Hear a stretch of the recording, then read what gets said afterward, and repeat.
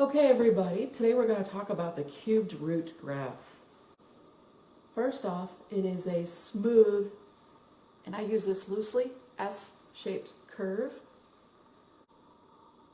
There is no place on the curve where there is a straight line when you draw it.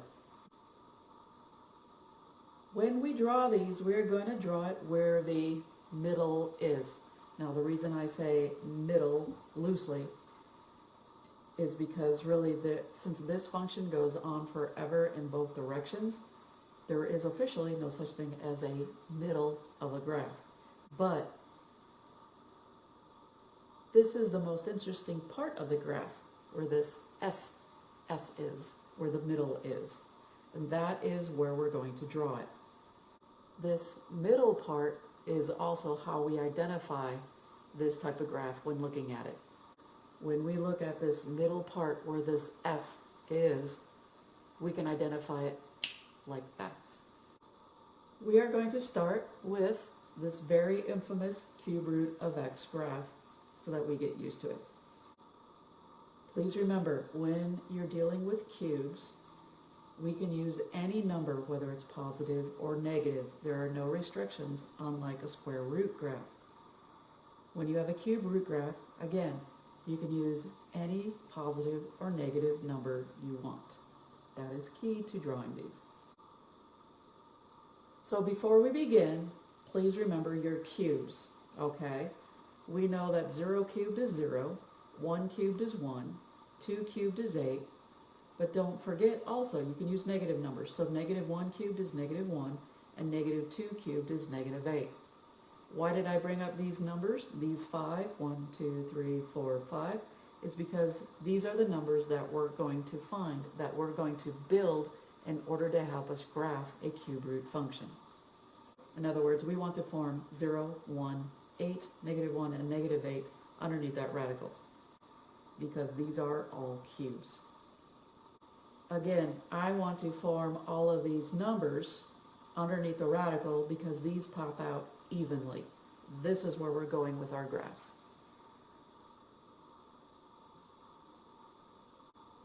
So let's start with step 1. Just like we did with square root graphs, we're going to set the radicand, the inside, equal to 0 and solve for the variable. Well, there isn't much to it. We just had x, and so we set x equal to 0 and it's already solved. What is this? This is the middle of your graph, and I use that loosely. That's the middle. This is the most interesting part of the graph, this middle part right here. Now, because this is an S-shaped curve, the number that you just found, in this case x equals 0, is the middle of the curve, like I just said. So it's going to be placed in the middle of your t-chart for step number 2. Now here is my t-chart. All right, now I'm not showing all of it because, as you know, there's work to be done here. But here's my x. This is where my work is going to be done. And here's my y. Lovely. There isn't much work to be done, so there's going to be less space between my x and my y. Again, you don't have to do this part if you don't want to, but it keeps all of your work somewhere neat and orderly without being everywhere on your paper. How do I know to use these? Well, if this is just a cube root, I know the cube root of 0, which we found is 0. The cube root of 1, I know, and I know the cube root of 8. Now that only gets you 1/2. Please understand, you can use negatives because this is a cubed root. I know the cube root of negative 1, and I know the cube root of negative 8. I need these 5, and these 5 will help me graph. This is what I'm going to be looking for on the exam. If I plug in 8 for x in this problem, I get the cube root of 8, which is 2. If I plug in 1 for x, the cube root of 1 is 1. Cube root of 0 is 0. The cube root of negative 1 is negative 1.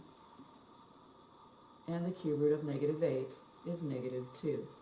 These all popped out perfectly. Now, the hardest part with any of these is not the graphing. It is actually finding all of the values for x and y. So here is our graph. My y values are up here. These are my x values. And I simply plotted my points. This is -8, -2, -1, -1. I get 0, 0, 1, 1, and 8, 2. What I want to show you just by plotting these points is this looks like a straight line. And again, by definition that I gave earlier, this is not a straight line. This whole thing is curved. It is very, very fluid. It is not boom, boom, boom. Do not do this. There is no straight line in here. This is very deceiving. What you have is something that looks curvy like this. If we were to do fractions in here, which I know you all hate, but the fractions would actually form this curve right in here. And then from there, there is a minuscule curve that you don't see, but there is a curve going on in here. It's very small, but it is curved. It's not a straight line. All right? If you've got this one half, then the other half is doing the same thing. There is this little curve in here. It is not straight like this. And then there is a minuscule curve right in here. And then these go on forever. So please don't stop at these points and go ta-da. Make sure you form arrowheads on this, because I can pick out more numbers bigger than -8. And I use bigger loosely. It's going towards negative infinity. And I can use numbers definitely bigger than 8 here. So these just don't stop here and here. Please make sure you put arrowheads on. As far as domain and range are concerned, remember that the domain is a set of real numbers. I can use any x value I want, negative or positive. My range is also going to be the set of all real numbers, because I can, as x gets larger and larger, I can use any value of y that's positive, or I will get them. And then as I use negative x's, I will be able to use any y value I want. So this is my domain, and that's my range. Knowing that, I can also ask you on the exam, is this a function? And the answer to that is, don't forget, how do we do that? We're doing a vertical line test. And is it a function? Yes. Why? It passes the vertical line test when you're dealing with a graph. Is this a one-to-one function? Well, if you said yes to a function, then you can go to here and go maybe. Because again, just because it passes the function test does not mean it may pass a one-to-one function. You're going to have to use what? You're going to have to use the horizontal line test. If I do a horizontal line, normally we do it through the middle, because the more out you get, the more it's going to seem like it's going to touch more than once, but really, honestly, it doesn't. By going through the middle, does it pass the horizontal line test? Yes.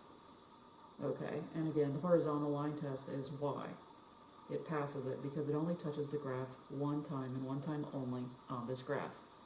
Again, the further out you go, the more this looks like a straight line, but if you were to zoom in, you would actually see that your horizontal line that you cross on the graph only touches one time. I have a new example. G of x is equal to the cube root of x minus 2 plus 1. There's a lot more involved with this problem. Step 1, we're going to set our radicand x minus 2 equal to 0. And then we're going to solve for x. And we get x is equal to 2. This value, this x value that we got, 2, is the middle part of the graph. So it's going to be placed in the middle of our chart for step 2. All right, but let's talk about what numbers am I going to use? And that's a really good question. What I have here is basically a number line. And notice that I have the number 2 here. This is the middle of our chart. So this is going to be the middle of our graph. And I am using numbers before and after the number 2. We definitely know for sure the number 2 works. But what I want are numbers that pop out perfectly. How do we go about finding them? Well, if you want to do it this way, this is fine. Again, using a calculator will not help you, especially when I'm asking for specific numbers. Students always ask me which numbers do I use, and I say list the numbers before the number that you found in step 1 and list the numbers after you found in step 1. And what you're going to do is you're going to plug each one of these numbers into your original function. I care only about the radicand, in this case x minus 2. Each one of these numbers are going to be plugged in for x in our problem, the cube root of x minus 2. When I plug in 2, I get the cube root of 2 minus 2, which is 0. So this one works. And again, by step 1, we know for a fact it works. By plugging in 1, I get the cube root of 1 minus 2, which is negative 1. I know the cube root of negative 1. That number works because that pops out perfectly. The cube root of negative 1 is 1. When I plug in 0, I get the cube root of 0 minus 2, which is the cube root of negative 2. That's not going to work. It doesn't pop out perfectly. If I plug in negative 1, I get negative 1 minus 2, which is the cube root of negative 3. That does not work. When I plug in negative 2, I get the cube root of negative 4. And if you're noticing a pattern, you should, because there is a pattern when you do these. So I am looking for a number that gives me the cube root of negative 8, which just so happens to be the number negative 6. Negative 6, when I plug it in, I get negative 6 minus 2. That's the cube root of negative 8. And that number, negative 6, works. And so I'm going to use that in my chart. Now that I have those done, I need to go on this side of 2, and I only need 2 numbers. If you're noticing a pattern this way, then it will extend in this regard. So negative 8, negative 7, negative 6, negative 5, negative 4, negative 3, negative 2, negative 1, 0, 1, 2, 3, 4, 5, 6, 7, 8. And it turns out that 10 minus 2 is the cube root of 8, and 8 works. So the 10 works, and what else works? Well, 3 minus 2 gives me the cube root of 1. So the number 3 also works with this problem. It is those 5 numbers that I'm going to put in our chart. If you want to do it this way, you can. You don't have to.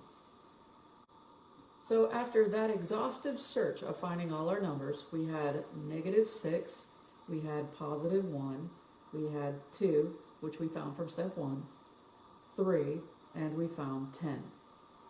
It is these numbers that we're going to plug into here and then find our values.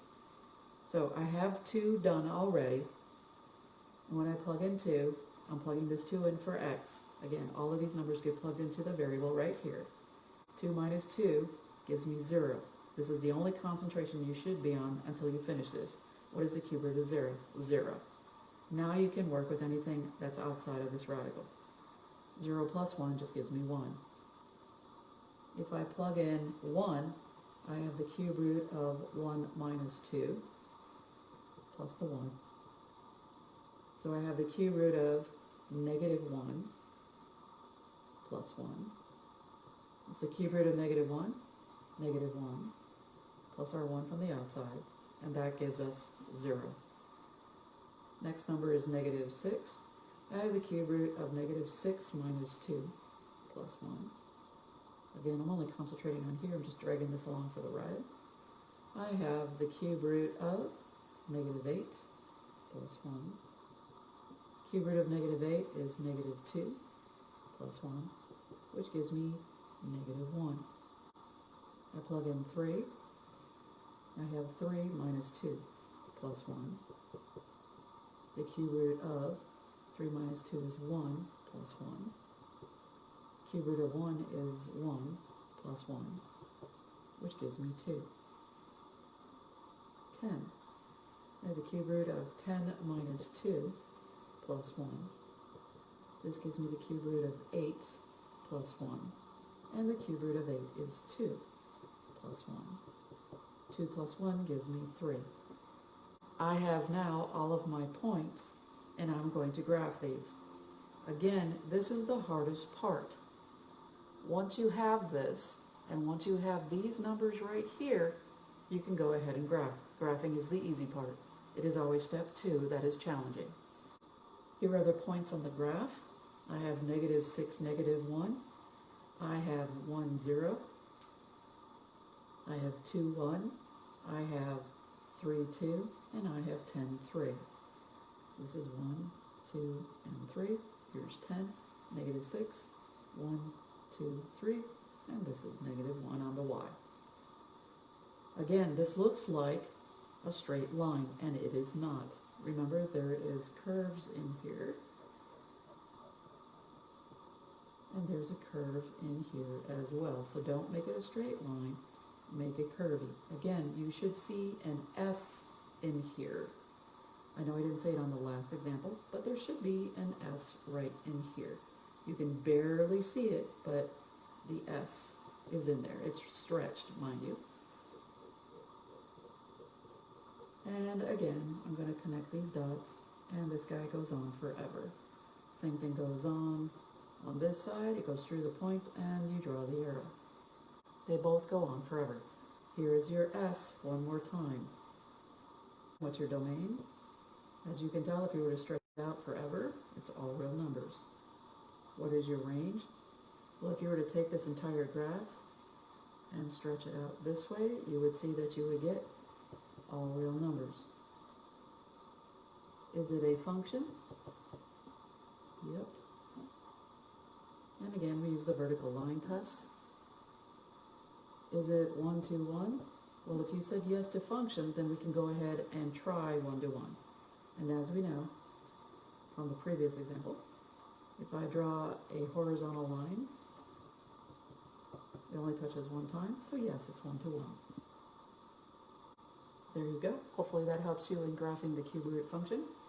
I know it's only 2 examples, but any more is going to make this video kind of boring. If you need any help, just contact me.